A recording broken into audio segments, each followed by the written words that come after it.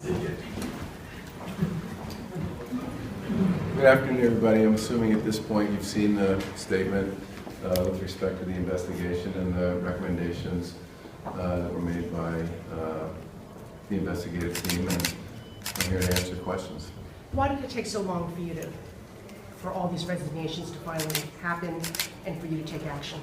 Well, the original, the first communication came through in June, which was followed up by a second communication in July that went to Environmental Affairs.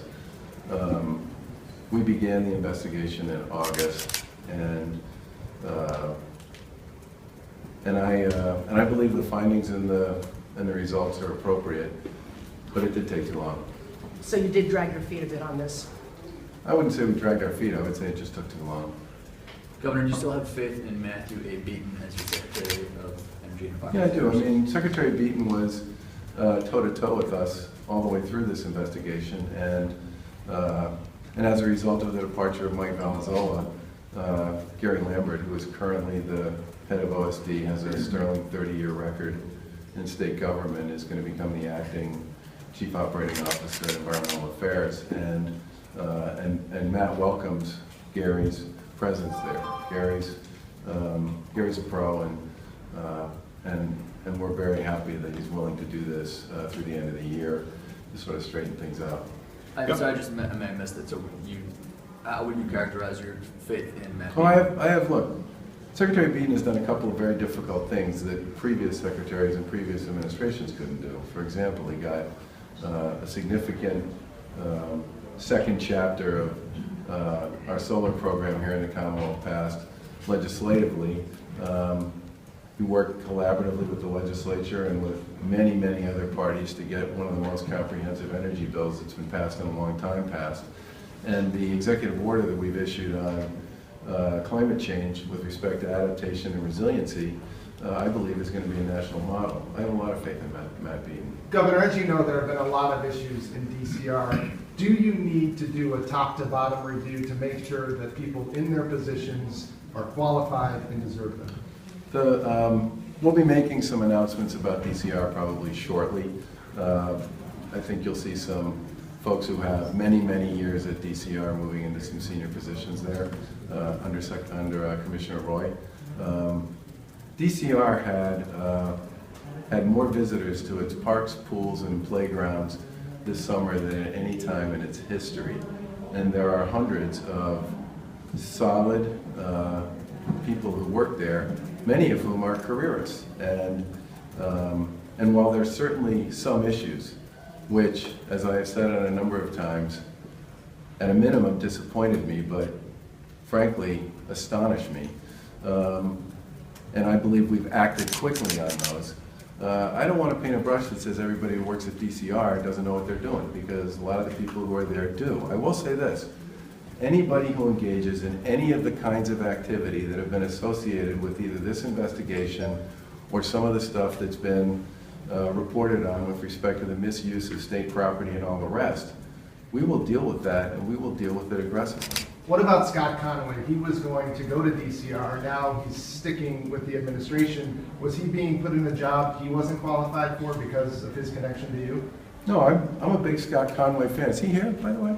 I believe he's behind the door. Okay. Scott, you want to come out and take a run at him? I'm a big Scott Conway fan. I always have been. I've known him for a long time, and frankly, I'm thrilled that he's going to stay here. Why is he? Why is he? Because I want him here. I want him here doing the work he's been doing for us. He's a terrific advance guy, one of the most organized and disciplined and detailed-oriented people I've ever seen in that role. And frankly, at this point, he's the right person to do that for us from here. Governor, what do you say to people in Massachusetts to assure them that there is a distinct line between politics and state government? Well, the first thing I would say is that we have a very bipartisan administration, probably the most bipartisan administration in a long time. And I'm not just saying that for myself. I hear it all the time from other people.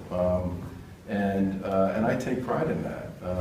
I believe we've done a very good job of building a team based on their qualifications and not on the letter at the end of their name. And And that's, I believe, as it should be. And I also believe that when issues have been raised, we've chased them, determined whether or not they were credible, and then acted accordingly based on the evidence. Governor, did Senator Humison have any involvement in this at all?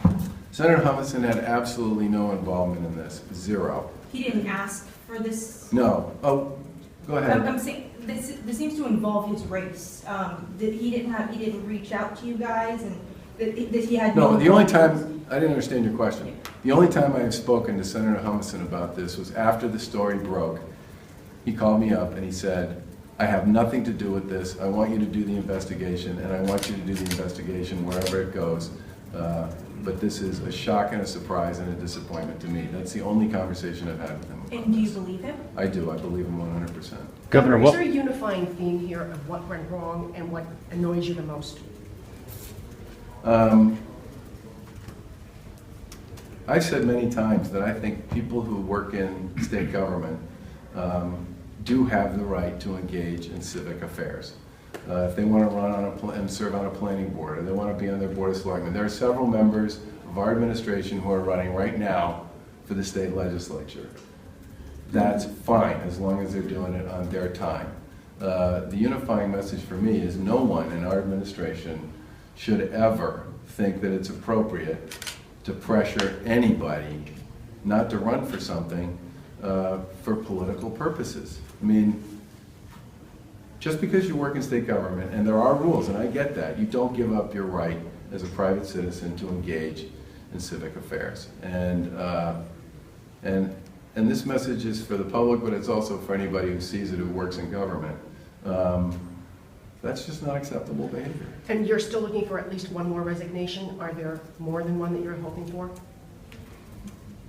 Well, this investigation, based on the available data and the interviews, I believe is completed. But there will be some announcements about some administrative changes and management changes at DCR sometime in the next few days. And do you believe that all of this is confined to just DCR and not any of your other agencies? Well, remember, this investigation was related to the executive office. It wasn't... Outside of the investigation, do you believe that all other agencies are clear of this type of activity? There's 40,000 people who work in the executive branch.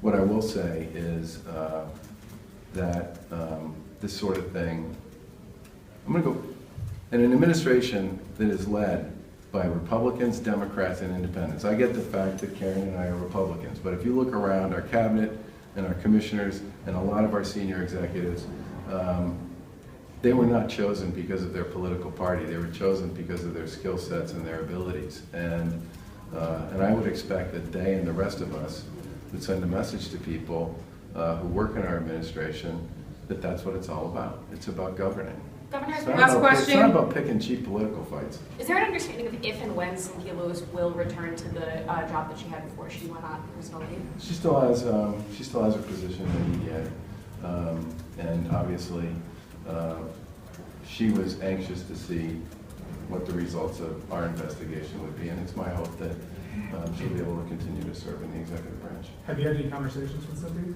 I haven't, but the investigators have talked to her. Thanks, guys. We're all set. Will you be campaigning for Senator Humison? I think the answer to that is yes, but I don't remember. I don't remember. I think the answer is yes. Thank you. There's 34 days plus or minus between now and the election. I think I will probably be trying to campaign for as many other folks as I can. I know Karen's got a pretty busy schedule as well. Thanks. Thank you. Thank you.